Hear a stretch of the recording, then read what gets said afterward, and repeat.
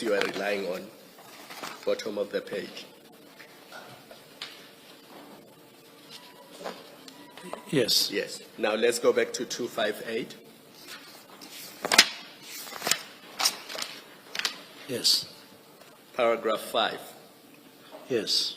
Do you see that it says the decision has been taken to extend the period of the PKTT and the appointment of Lieutenant General S.D. Kumalo as the project manager for the financial year 2024-2025? Do you see that? Yes. So why do you still insist that there was no extension? I'm saying there is extension. What is not here is extensions in the manner that they were done in prior years before 2022, 21-22, where there would be a report, extensive report, and then followed by request for funding. There would be two documents. But why does it have to be like that? Why is this not good enough for the purposes of granting the extension? In terms of government projects throughout, projects are run like that. You have a period, a specific period. When that runs its course, the project leader goes back, make a report and motivation, and then attach funding request based on the substance, which I don't find here. So why do you say it was not done in this case? Why do you assume that the project leader has not made the request for extension and the request for the money that we see in that document? I didn't see it. But just because you did not see it does not mean it doesn't exist. Commissioner can help if it exists. No, have you asked for it? Yes, I did. And what were you told? Well, I didn't succeed in getting it, just like the minutes of 2022. But then you cannot make an assumption that there was no request for an extension and no extension was granted, because that's what you say in your statement. You say the reason you believe that the expenditure is irregular is because the term of the task team was not extended. Yes. No, but the document clearly says that a decision has been taken to extend the period of the task team. And then I'm saying there isn't a report in the manner that there had been reports prior to 2021-2022. I've not been able to find Maybe if you had asked for a briefing, you would have got that report, Minister. Let's move on then. As Minister of Police, you would have received the annual report for the SAPS, correct? Correct. In 2024. Correct. And the one that I have seen is dated 28 August 2024, and it is presented to you by the Accounting Officer, General Masemola, and it is addressed to you. Are you familiar with the annual report for SAPS? I know I'm familiar with them, but I don't have a recollection of what you're saying now. Maybe let me assist you because it's a public document. Yes. It is dated 28 August 2024, and it's 400 pages long. Okay. And after page 302, it contains the annual financial statements for SAPS for the year ending 31 March 2024. Okay. And there's a report of the Auditor General which forms part of that annual report presented to you. Yes. In the context of the question, in the light of the question asked by Commissioner Baloyi about whether you became aware of irregular expenditure related to the PKTT, in that annual report that was presented to you, was the PKTT expenditure flagged as irregular expenditure? No, I don't think so, because I don't think they go to those details to say this particular task team has overspent or spent irregularly. They just deal with the books of the department and say there is irregular expenditure. And I think they do it in all departments, unless they were asked specifically to audit PKTT, which I don't think is the case So in that report. it was not flagged as an irregular expense. What would have been flagged is just irregular expenditure, not in relation to PKTT. So there's no reference to PKTT and irregular expenditure. My recollection of what I've seen, it goes like that. Yes. Now, if anybody had said to you that expenditure by the PKTT is irregular, would you not have to go to the auditors and the CFO and verify with them whether that is so? Not necessarily, because when I assumed office, I started working not to come to the commission. I was just working. So this just comes because of problems.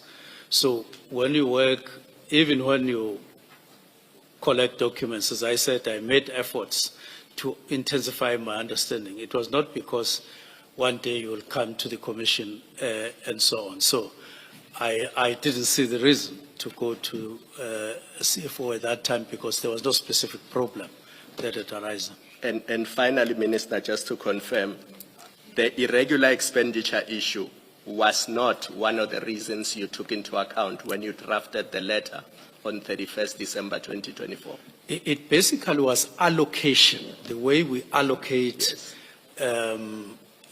money for various reasons to various programs. That was what was uppermost, as opposed to getting worried about money that is spent by the task force or TRT or whatever.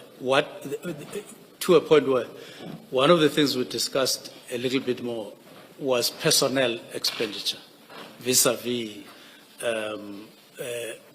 other expenditures after personnel expenditure. And we rated it very high and said something needs to be done because one day we won't be able to buy cars and so on if personnel expenditure climbs to beyond 81%, if I'm not mistaken, as it was. So that's our discussion.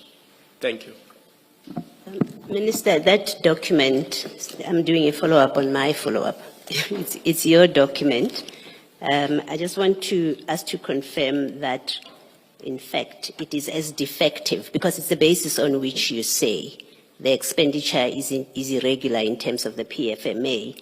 And and you list in your paragraph 112 of the statement, you indicate what are the defects or the shortcomings. You compare for previous periods. You say the former requests, that's for the past, Yes. are specific and detailed in their purpose, background, operational approach, composition relating to the task team in question, and estimated expenditure is reflected. And then to demonstrate that statement, you refer to SM17 as past, right? You say SM17 is the previous requests. And then you say you compare it with SM18. You say SM18 is different. It's the one that lacks detail. And how you say it in paragraph 112, you say, on the other hand, the latter requests for financial approval without a concurrent request for extension submitted post-2022 are simply requests for financial authority without the required in-depth analysis justifying the requested finances. Now, if you look at the document you were discussing with Commissioner Khumalo, it's exactly SM18. It's exactly the same document is SM18. And that's for the period 2024-2025. In paragraph 1, it sets the background to the formation of this task team, which you say the old ones, the pre-2022 ones had. But it tells us what is the background. The escalation of political killings resulted in this. And then paragraph 2, it tells us about their approach, which is part of your complaint, because you say the older ones, for the past periods, they told us what the operational approach is.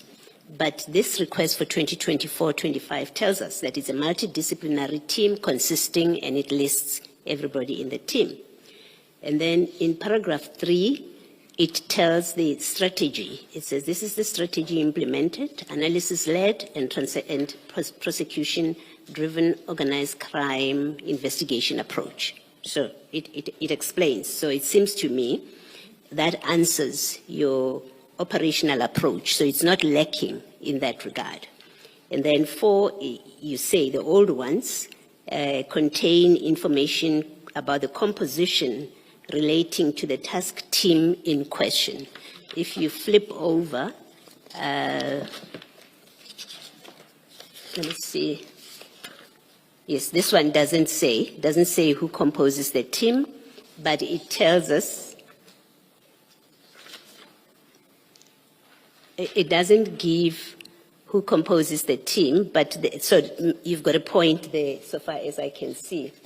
Oh, actually, yes, I missed that. It tells us at paragraph 8 that this team will be composed of 180 SAPS members per month for 12 months. It tells who composes the team.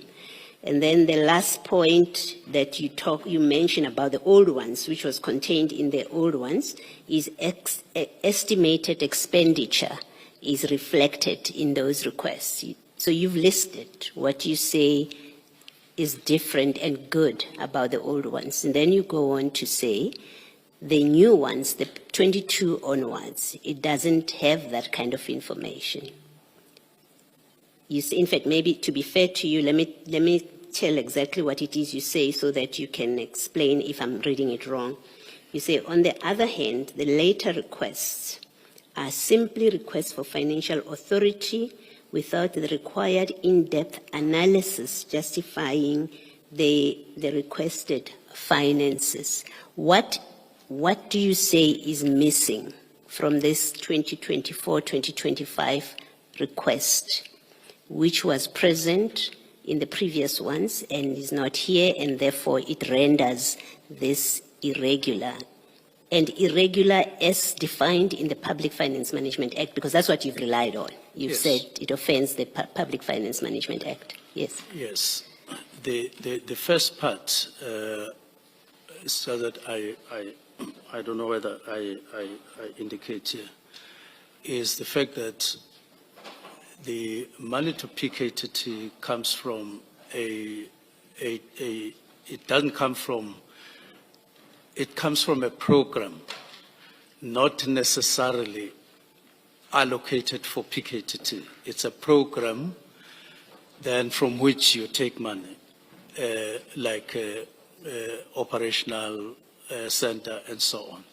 That is the first worry.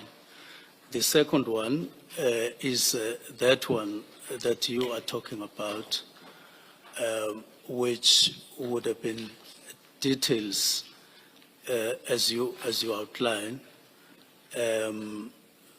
I don't have currently those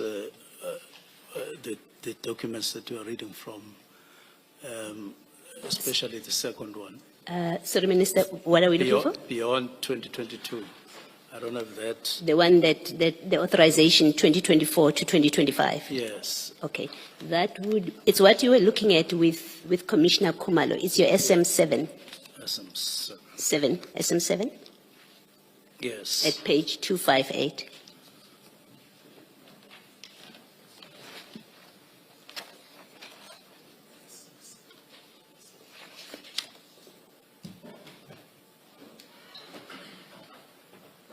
No, I see that. Well, I see what you're talking about now. Yes.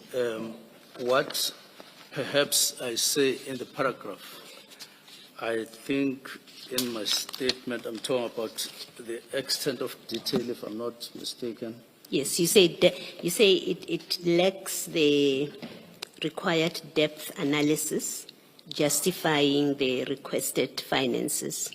That's how you put it in the statement. Yes.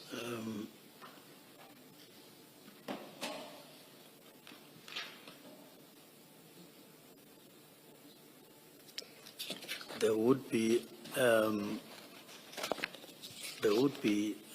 things that I found, although I don't list them necessarily.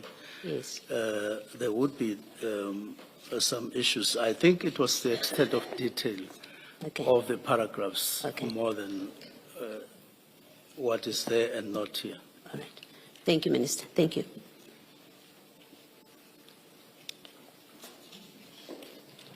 Ms. Silla, it's back to you.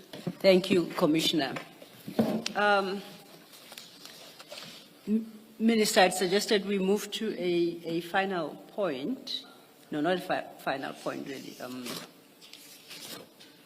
But before I do so, I guess I'm going to have to plead for a level of brevity, and I say so because I have made a commitment to the commissioners and to your legal team that I'm going to take only 6 minutes. So I request, to the extent that it is possible, you assist me if you are able to, for me to keep my promise. The issue I just want to touch on is what's on your fifth reason at page 58 of your statement.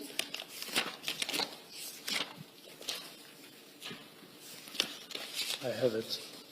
And there you say the directive, now you're talking about that letter of the 31st of December, accorded with your constitutional authority in terms of section 206, sub 1, and 207, sub 2. Before we get there, please refer to SM 20, that is the disbandment letter, in particular at page 476.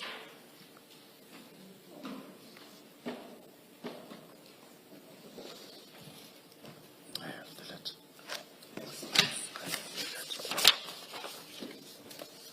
Yes, I have the letter.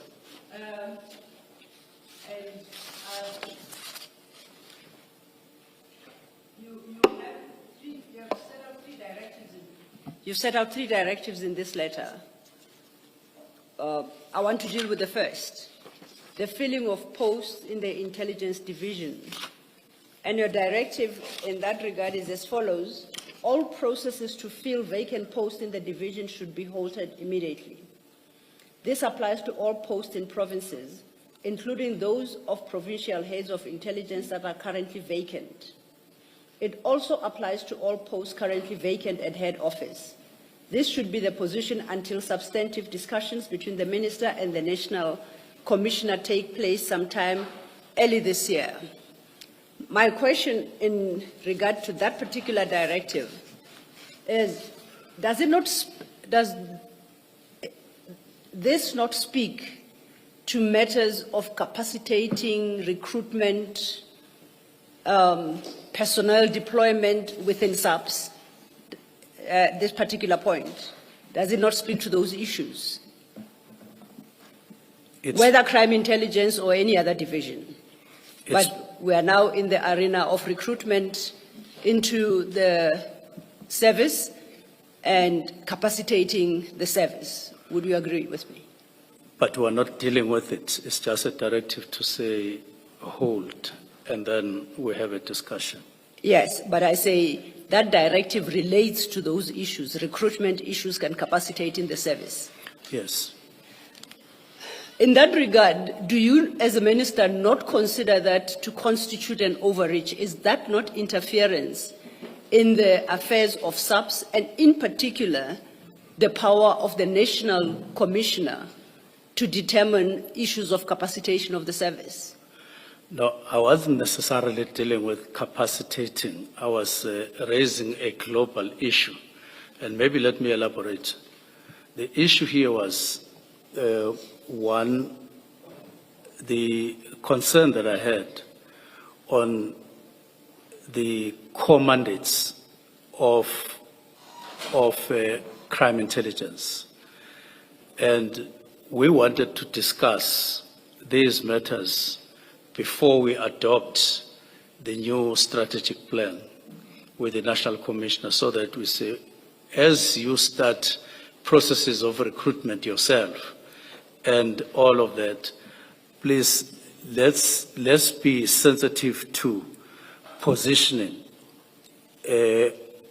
or correct positioning of crime intelligence with regard to core business. And we had those discussions via the strategic plan.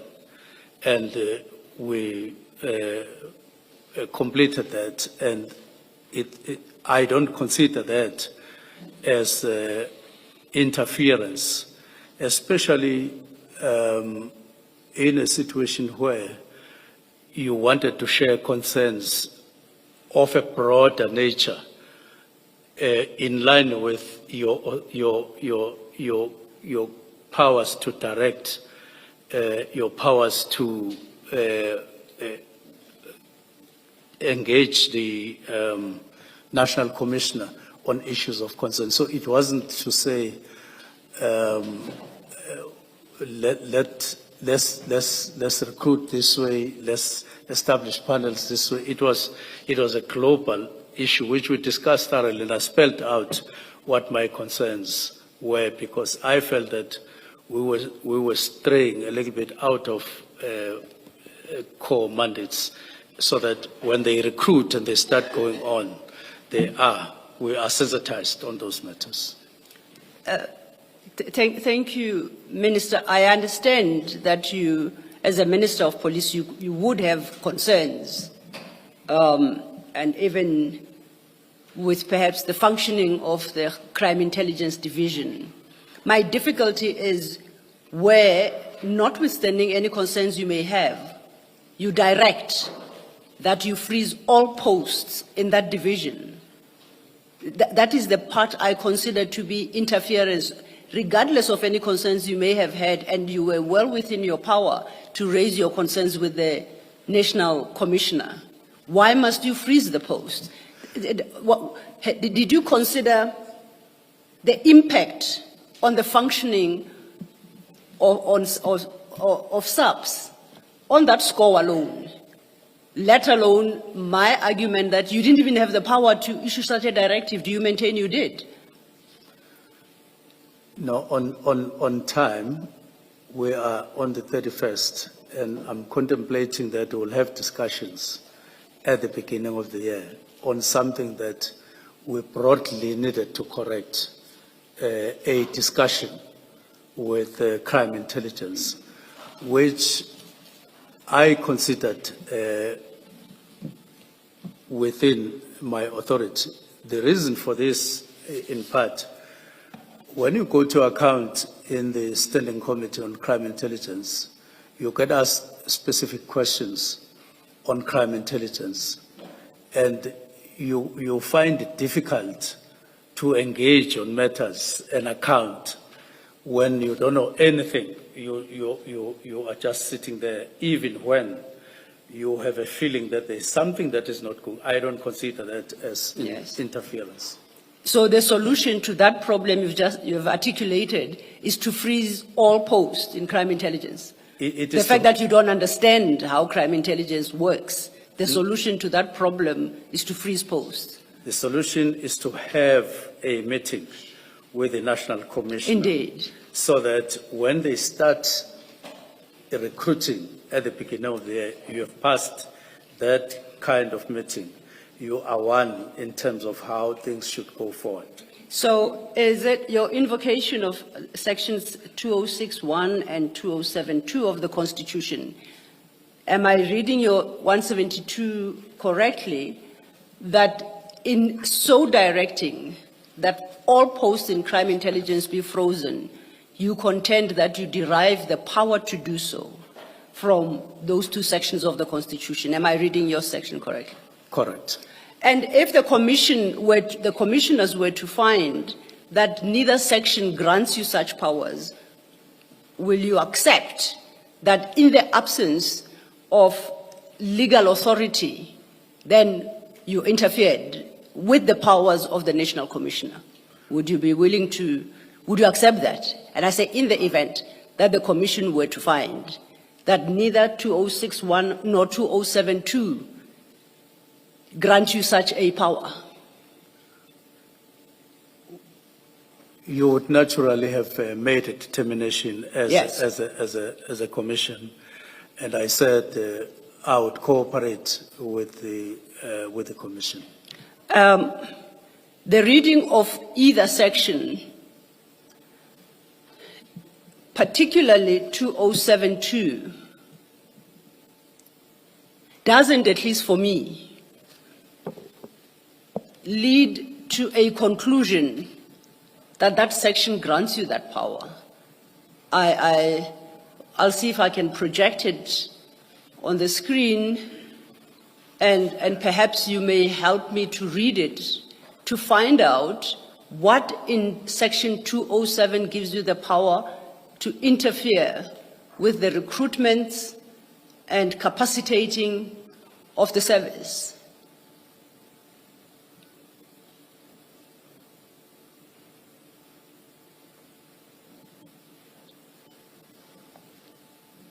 Are you able to assist me? Because I've read and reread it, and I must maintain I struggle. So perhaps I may potentially be misreading the section. 2072 Yes. that I read says the National Commissioner must exercise control over and manage the police service in accordance with the national policing policy and the directions of the cabinet member responsible for policing. Yes. When I presented that section yesterday, I did say the content, that section doesn't prescribe the content except when it comes to interests of provinces. Now, when you see something in policing that is sitting badly or shaping badly, you use that directive 207, the one that you were 207 subsection 2. sub 2, yes. Yes, subsection 2. You use that to correct what you believe is not correct using that particular section, because there is nothing that says you mustn't engage the National Commissioner to correct something which he will then operationalize. There's nothing that says so. So I was acting in the belief that that section can be interpreted to that effect. And I got advice from special advisor that it's a matter that we can engage National Commissioner. We were not saying, National Commissioner, we are going to sit in the panel, we are going to write a message, or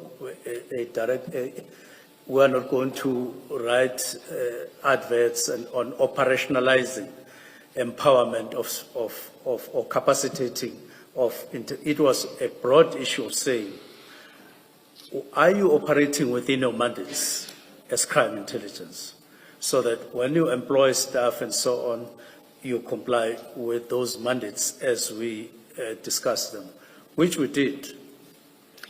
So from your answer, I draw two conclusions. Firstly, that it was a question as to whether or not crime intelligence is operating within its mandate. Is that what I should understand from that letter? Yes, especially core mandates, which is collection, analyzing or analysis, and then distribution of information to relevant end users.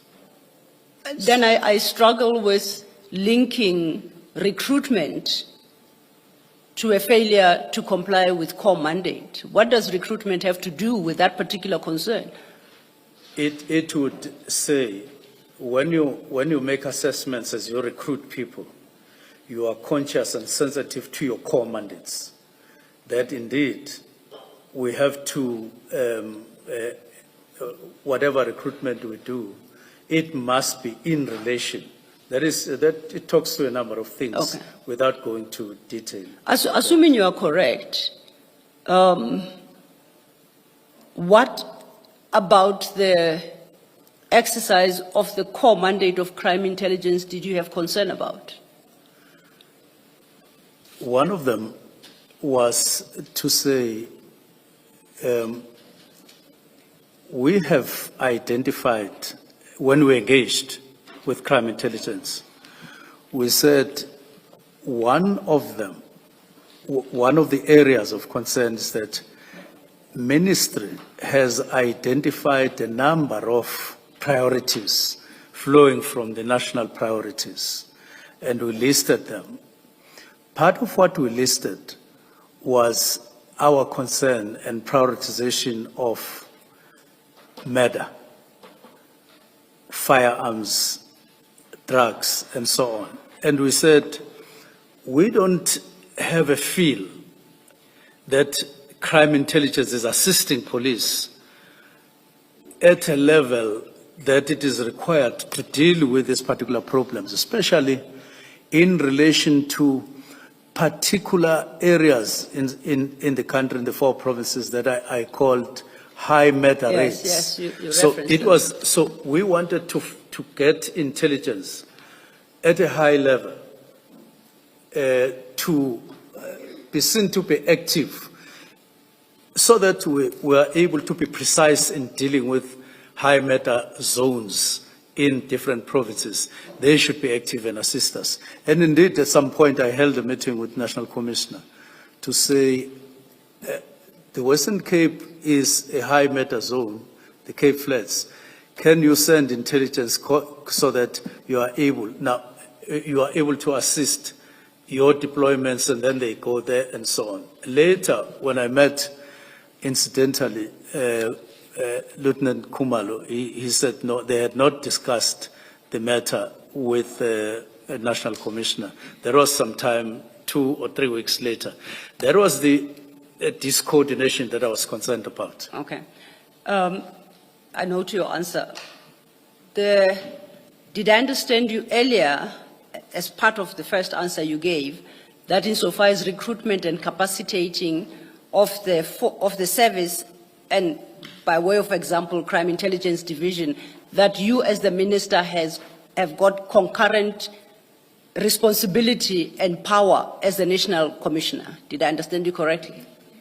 No, you don't have the same powers as the Commissioner has in that respect? No, I don't think you understand me correctly. Okay. I'm saying we were playing oversight. Maybe I should use that word. We were playing oversight on the matter, not exercising power together concurrently. Okay. Now, Yes. Lastly, are you able to shed light on what is the current status? Are those all posts in crime intelligence still frozen, or has the situation changed? And if so, when and how did it change? When we went to at some point, we went to the Joint Standing Committee on Crime Intelligence. I wouldn't remember what time it was, what month it was. Accept that. Sometime earlier. We had a discussion as we were leaving with National Commissioner to say, National Commissioner said, we take it that we can now start filling up posts, and I said, I take it that you can go ahead, because we had had several meetings, indeed, and dealing with this matter that I was concerned with National Commissioner and with Head of Crime Intelligence. Okay. I have a last question for you. Before you issued this directive, this particular one, this very particular, your SM20, your letter of the 31st of October, did you confer with the President 31st December 2024? Sorry. Thank you, Commissioner. Did you have opportunity to confer with the President, in particular, about Directive 3 regarding the disestablishment of the PKTT? Did you bring to the President's attention your thinking and your intention in that, insofar as PKTT is or the continued existence of PKTT is concerned? Not before, No, but not it was before. only after. Or how long after the 31st of December did you have that engagement? I think it must have been the 23rd, if not the 13th, one of the two dates of January. Of January. Yes. I'm going to tread very carefully here because I don't think it is my place to inquire about your conversations with your president, but are you able to share with the Commission what reasons you advanced to the president for your decisions and what the president's response thereto was? Are you in a position to? And like I say, I asked that question very guardedly. You want me to answer? Yes, please, I'm inviting you to. When we had the meeting, whether the 13th or the 23rd, I wasn't going there to make a presentation. So we held a brief discussion. It was just to give a short briefing to the president of what has happened and to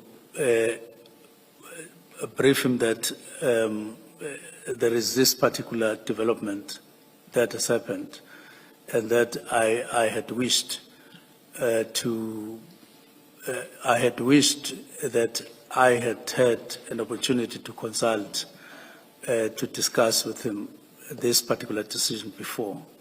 I'm only coming now. And we had, then I did indicate what it is all about, but it was not in the form of a presentation and like I'm doing now. It was just to indicate in particular that decision and then cite a few things, and we left it off like that. And did the president respond in any manner to what you informed him of? And if so, what did he say in his response, or what was his response?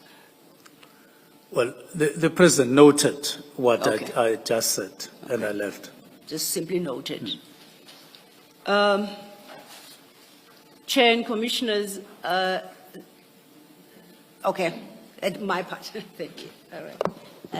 Minister, so I should have asked earlier when Ms. Silo was discussing with you the reasons that you have given at page 56. And maybe let's start at 168, and I just want to get clarity about what you're saying there. 56 of my statement. Of your statement, Okay. yes, of your statement. Paragraph 168, you give the second reason for your decision. You say the Marai report of 22 November 2024, you've discussed that with Ms. Sillo, so I'm not asking that we discuss it. I just want to make sure that I understand what you're conveying there. You say the report confirmed governance problems that had arisen for the proliferation of temporary task teams in SAPS. And then you list, you've got those sub-paragraphs from 1 up to 5. What you list there as the problems that are in the report, you are not saying it's unique to the PKTT. You're talking about task teams generally. That is what the report was talking Yes. about. So Yes. it wasn't specific to the PKTT so Yes. much. All right. And then the next one, and it's also in similar vein of wanting to clarify, 171, paragraph 171 in the next page. You've got your fourth reason there. You give as your fourth reason the internal disputes between HRM and crime intelligence regarding the model for the murder and robbery unit. Is this which you're describing here specific to the PKTT, or was it a general problem about crime intelligence and HRM? I think it's human resource management.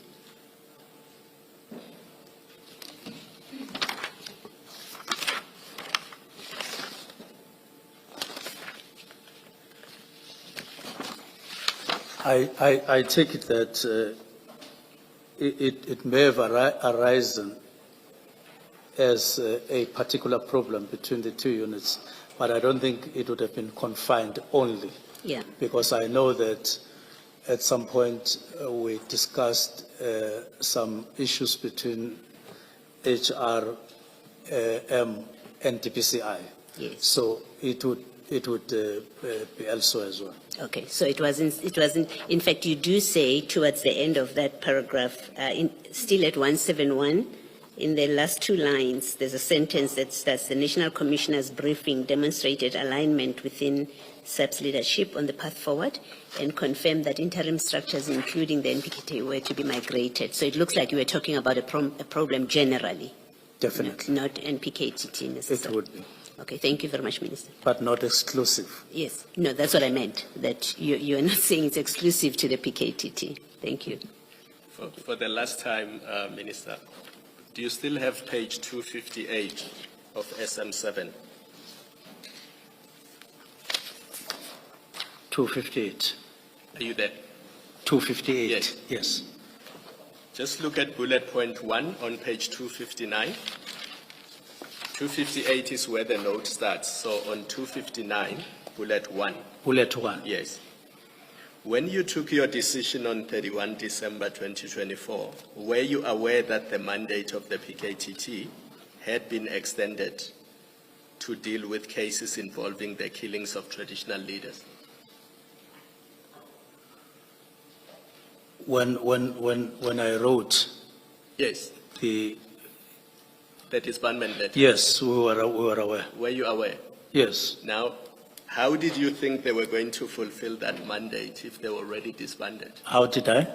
How did you think or expect that they would fulfill that mandate if you wanted them disbanded?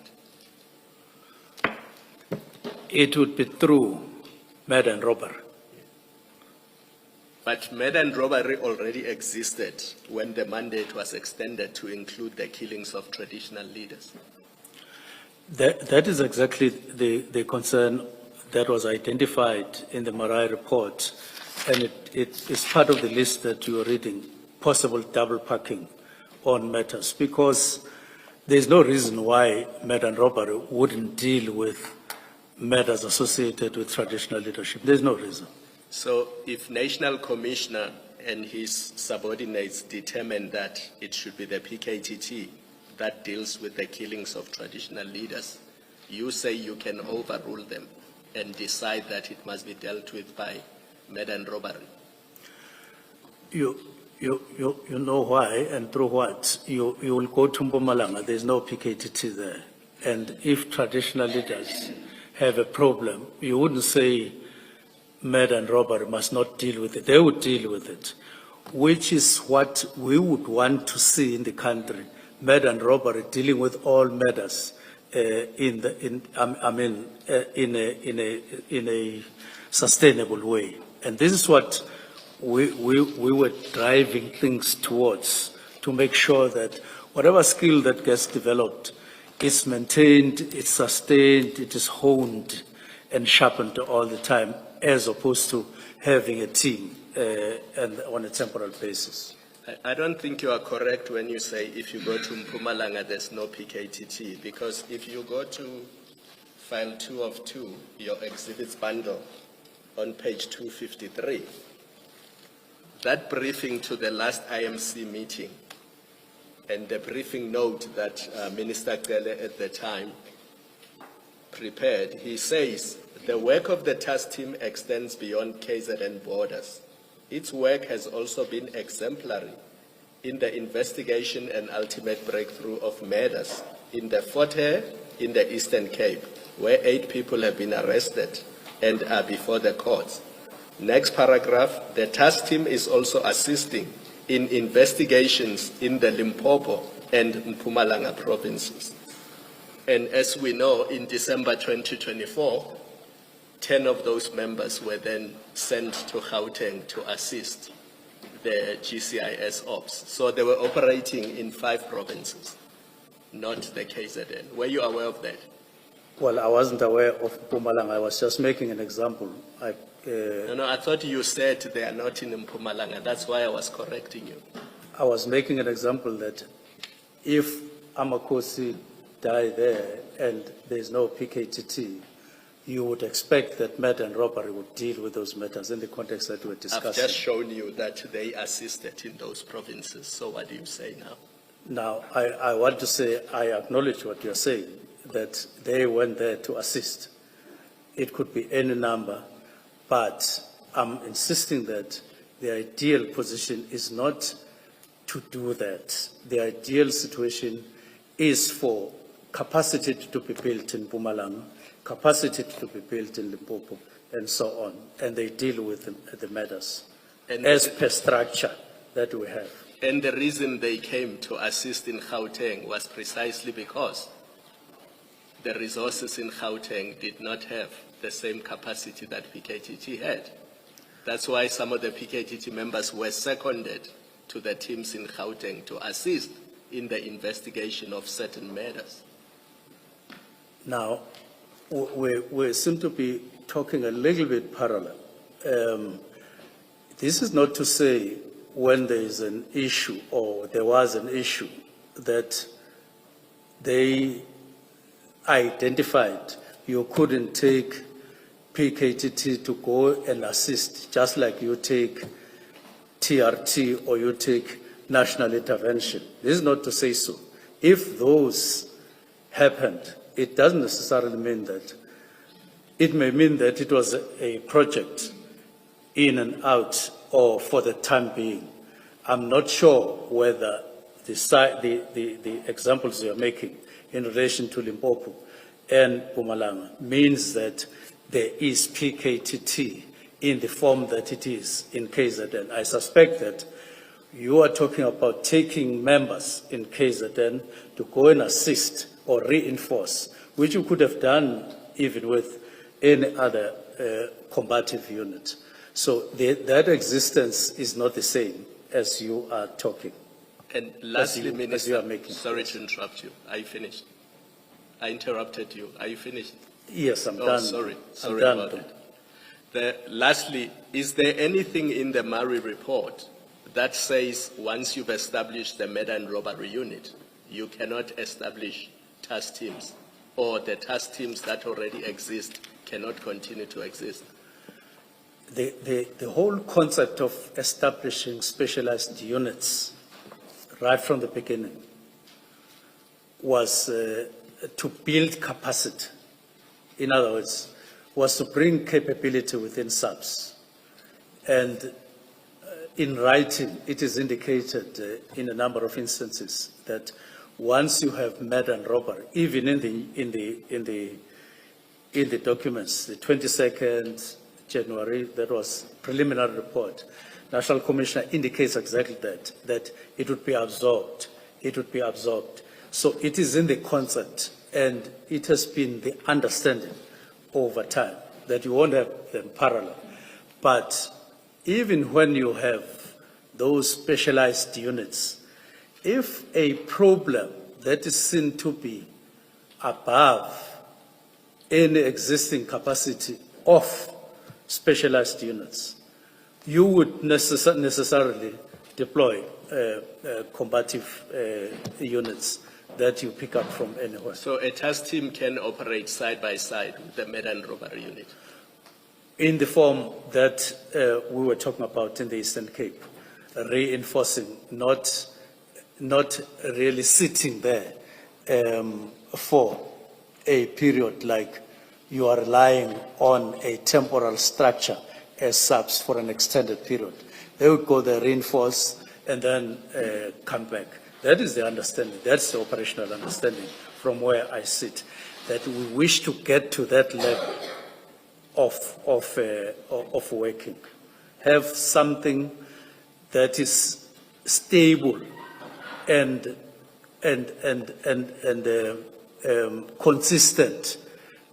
consistently being built as a capacity. But then you can, from time to time, when the need arises. Thank you. Minister, if I could just follow up on that. I understand your answer to the question whether the Murray report says task teams can't exist. I understand you to, in summary, to say, no, the Murray report doesn't say task teams can't exist. Am I understanding it correctly? It says so. Okay. Well, it's a very long report, so I'm not going to challenge you to point us to where it says that. I'll read it for myself and see that. But if you could just look at your SM5, it is the Murray report of 2024, which is signed on the 18th of March 2024. But we now know that, in fact, there is an extension of the term on the 1st of April 24. But I want you to go to 201 SM5.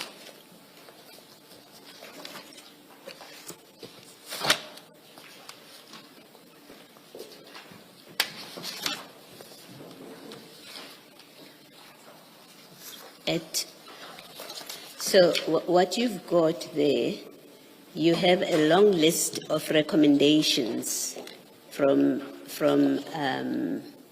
section head, from Brigadier Murray. Oh, it's not Murray. Colonel. Yes. You've got a long list of recommendations starting at page 200. And then when you turn to page 201, where it concerns task teams, you see at paragraph 8.9, he says, no task team be established without written and approved documentation from the provincial commissioner indicating the start date and estimated end date, as well as dates for impact analysis on a quarterly basis to measure the feasibility of continuation of such teams.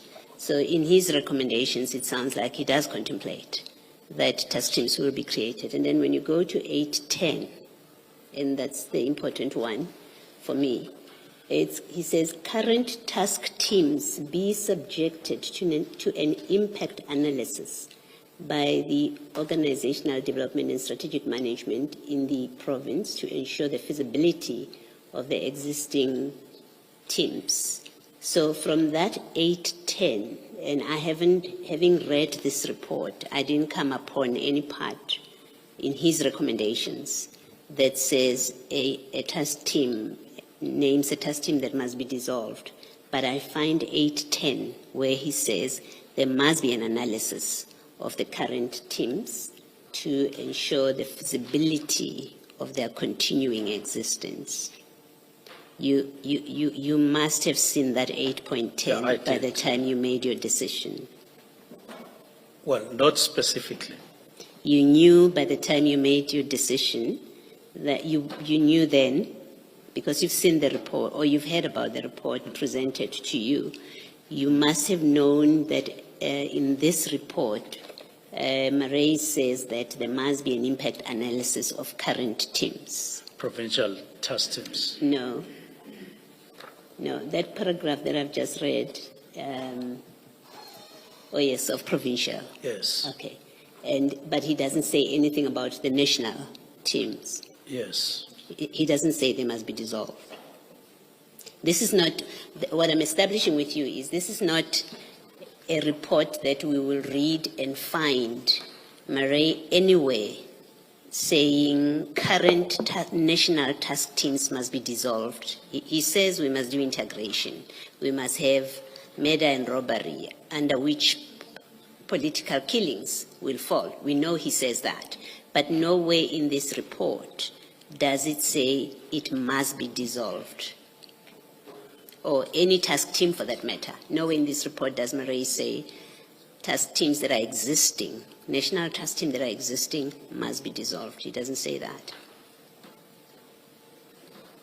Now, I don't know what Commissioner is... You and I have read the report. Yes. You have been briefed on the report. I Yes. accept if you say you haven't read it. But having read it, because I had to sit here today, Yes. that's the only reason I read it. I did not come upon a recommendation from Mr. Murray that current task teams or any one of the current task teams should be dissolved. I didn't come upon that. Yes, You agree there's nothing like that? I agree. All right. Thank you, Minister. Thank you. That was my final, thank you. Thank you. Yes, Ms. Sillo. I don't know if Chair will allow me just one question arising from the questions by the commissioners, and it's a very short question. It centers around the very 8.10 paragraph, Minister, that Commissioner Baloyi referred you to at page 201. And I understood you to say you interpreted that paragraph to speak to provincial task teams. Did I understand you correctly? Yes. Can I offer another perhaps potential interpretation, which is how I understand it, and invite you to comment? Yes. It reads, current task teams be subjected to an impact analysis by organizational development and strategic management in the province to ensure the feasibility of the existing teams. So, would I be correct to talk to say the teams operate in provinces, and based on following on what Commissioner Kumalo highlighted, that the PKTT was extended to Eastern Cape for the Fort Hare cases, to Mpumalanga, to Limpopo, and to Gauteng?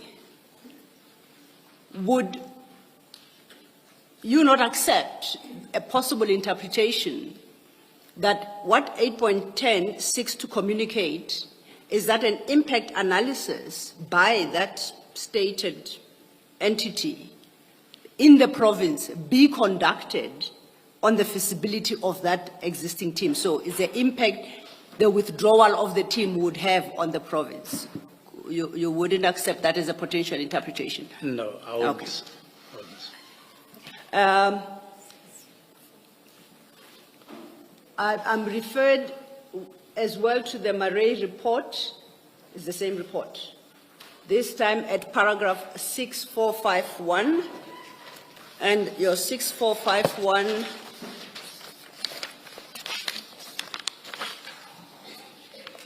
would be at page 191 of the same file. Thank you.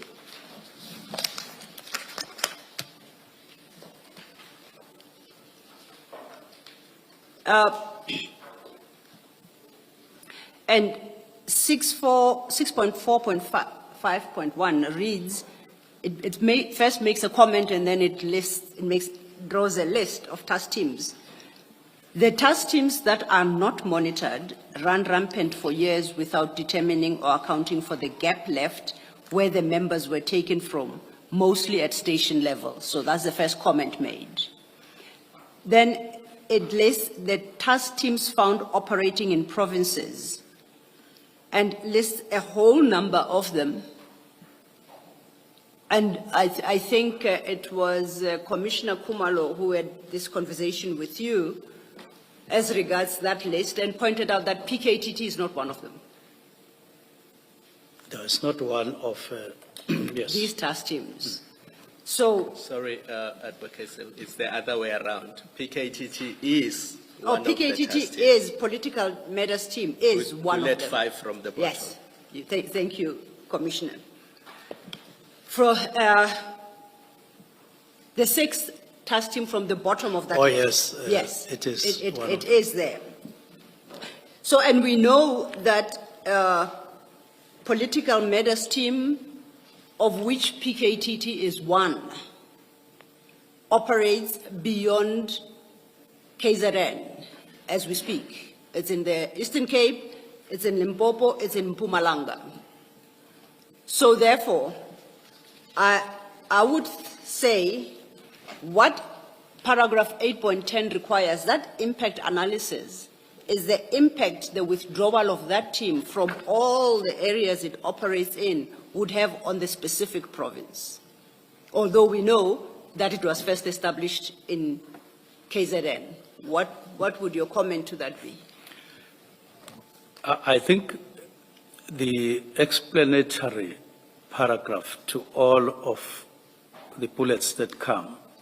No, firstly, upfront, I don't agree with that interpretation. Says the task teams, he is tasked to do an assessment and at implementation. I think it is an implementation letter, this one. Are you looking for 8.10? No, I'm looking for the heading because we just get to 191 without knowing what is the heading of the whole document, Okay. whether it is the implementation. So it's evaluation of the implementation of approved work study, Yes. which was approved in 2019. It's now what year? This is should be 2024. 2024. Yes. Then he makes these comments in that context that I'm asked to evaluate and how far we are with the implementation as agreed. And so part of what he says is that the task teams that are not monitored run rampant for years without determining or accounting for the gap left where the members were taken from, mostly station level. Task teams found operating in provinces are as follows. It refers to all of those that they are in silos all over and they are not monitored, and that is not a desirable situation. The desirable situation is the implementation of the work study as adopted. Now it's being evaluated and they still find that there's still this situation obtaining. In other words, what is there is what is not desirable, not what is desirable. It's a finding. Just to make sure I understand, are you suggesting that the list of all the task teams there are task teams that Colonel Murray found are not monitored? They run rampant over the years without determining, they don't account for the gap left. And you say that's the list of task teams that fit that bill. Exactly. If you read the third bullet from above, to clarify the point, it says, essential infrastructure task teams. Once again, essential infrastructure forms part of the mandate of organized crime in terms of the newly and desired specialized task teams. He says, and have similarities with other focus areas of ferocious and non-ferocious metals, extortion teams. Detectives assisting with investigation of these crimes should be within organized. So at that time, they were saying these teams that are not brought under the specialized teams and they are on their own and they are men. And this is what they are referring to, that it's not a desirable situation, all that list. And that paragraph, that bullet, clearly indicates that you may even have them double packed. You have essential infrastructure, which is actually called, there's another task team called ferocious and non-ferrous metals extortion teams. So you have all these teams. Now they want to put them together under murder and robbery or under organized crime and so on. This is what was happening there, to report that we haven't made, we have to make progress towards bringing them under specialized teams. This is what my understanding of this, when I read and now. Can I just take issue with your understanding, and I'll explain why. It cannot be that the task teams listed there are task teams that fit the bill that precedes their listing or the description, which is task teams not monitored, running rampant for years, no accountability. It can be because one of the task teams that we know are operating is the illicit mining task team, the most expensive, that has cost the nation thus far 1.1 billion. And it was in existence at the time this Murray report was issued. And on your reasoning, that task team would fall under the last bullet point, which is illegal mining task teams. So are you suggesting that the illicit mining, currently illicit mining task team is not monitored, is running rampant, has been doing so for years, and is not accountable? Is that your suggestion? This report says so at that time, and wants to bring it in specialized units as they were conceived in 2019. That would be my understanding. And in the following year, it was it was financed, the same task team that you so described, for 738 million. And this year, it has been budgeted for 294 million, total of 1.1 billion. Surely, Minister, then we've got bigger problems than we accept. If we can have such task teams that cost the state that amount of money, and nobody calls them out. To illustrate my point, on my side of correctness, without undermining your side, look at first, second, third, fourth,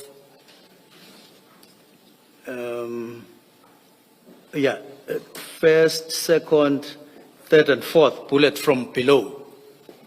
From below. Where you talk about knockout team concentrating on illicit mining. You see that? I see that, yes. Then you see at the end, the last bullet, illegal mining task teams. Yes, I see that. So this is what is found, according to the report, which is not desirable. They want to put it together in a way that depicts the concept of specialized task teams in 2019. This is one example, because clearly there in those bullets, you are talking about different teams but doing the same thing, which illustrates an undesirable situation. Thank you, Minister. I won't take it any further. Chair? Can I, Minister? Minister? Yes. I thought what Ms. Silla was seeking to demonstrate to you was that paragraph 8.10 that you and I discussed earlier, in fact, applies 8.10. You'll find it at 201. We looked at earlier. 201, yes. Yeah. Yes. It says current task teams be subjected to impact analysis in the province to ensure the feasibility of the existing teams. I thought what Ms. Silla was seeking to demonstrate to you is that the task teams referred to This side. in paragraph 8.10, the current task teams referred to are the task teams in 6.4.5.1 at page 191, the ones that you've just described now. Yes. Those are the task teams she was referring to. Yes. She was trying to show you that. And they're all national task teams, as far as we have understood. No. Uh-huh. They are provincial in 810. It's written. No, the political matters team is not provincial, Minister. It's a national team. You've told us that. You call it the political killings task team. Narcotics task team. You've got that. You've got the anti-gang task team. You can correct us or me if they are provincial, because you know better than I do. But you've got the cash in transit and ATM bombing task teams. So you've got national teams. At least we know the political killings task team is a national task team. Which may not necessarily be the same as political matters team. Do you know of another team that deals with political killings? Do you know? Because we have only heard in this commission about the PKTT. Which is a national. Yes. Do you know that there's another team which is the political killings team? Political matters team, that's the word used here. I know them in the form that they were now redesigned as subunits, which we said in terms of the specialized teams, you have serious and violent crimes. And then as a component, below that there's a section called murder and robbery. Below that there are subunits. One of those subunits is called political matters team. Okay. It is at provincial level. Yes. It is at a national level in one form or the other, but it's a subunit. Okay. So I suppose that when they established them or called for their establishment, now in 2024, Marai goes there Yes. to establish the extent of implementation of all of them. Yes. So he finds that they are there in one form or the other, but they are seeking improvement. That would be my reading of what is happening here. So are you saying that Murray, where he discusses where he discusses task teams, he does not speak about the political killings task team? Is that what you're saying, the national one?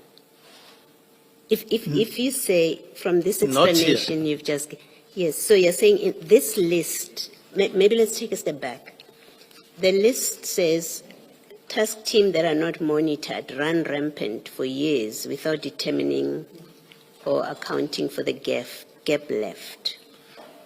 And then full stop. Then it says task team found operating in provinces. Yes. As follows. They operate in provinces, not established. He speaks about task teams operating in provinces. Yes, we are wondering. Now we know from you and everyone else that has testified before us that the political killings task team operates in provinces. We know that. It operates in KZN. You've just agreed with Ms. Sillo that it operates, or you've accepted when she says Mpumalanga, and she says Limpopo, and she says Gauteng. That is a team operating in provinces. No? Not in this context, Commissioner. The one But Minister, if you say not in, allow me to interrupt you. Okay. If you say not in this context, then you must then say or accept that Mr. Murray didn't say anything about the PKTT, because his list, according to you, I was prepared to accept that he does say something about the PKTT. He's included it. He's just called it political matters team, but he's speaking about that team too. I was prepared to accept that. But now you're saying where he discusses task teams that are running rampant, because somehow you read that first paragraph to be, he's saying all these listed teams are running rampant and are not monitored. If you say that on that construction, then this list doesn't include the PKTT, and the PKTT is not accused of running rampant and unmonitored, because according to you, it's not in this list. No, Murray was not sent to assess the PKTT. So the PKTT is not part of the list. Okay. All right. Yes. No, thank you, Minister. Yes. Thank you.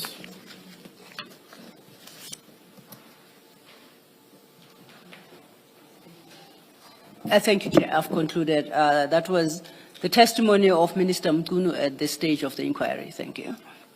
Thank you, Ms. Sillo. Mr. Mugaitobi, may I invite you to come over, please?